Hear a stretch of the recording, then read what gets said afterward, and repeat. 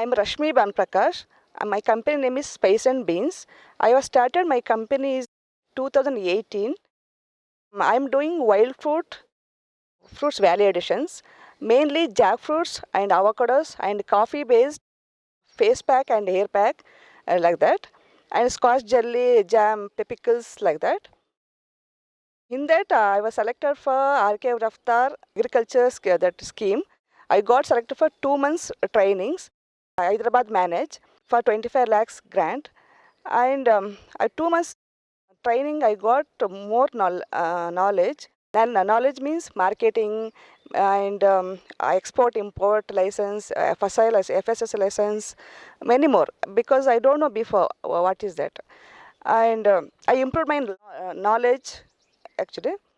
And in my product is actually farmers benefit. Means by throwing vegetable and fruits, I'm buying from them. For perishable fruits, I'm doing valuable products, because I can keep that product 2 years, like that. Thank you so much.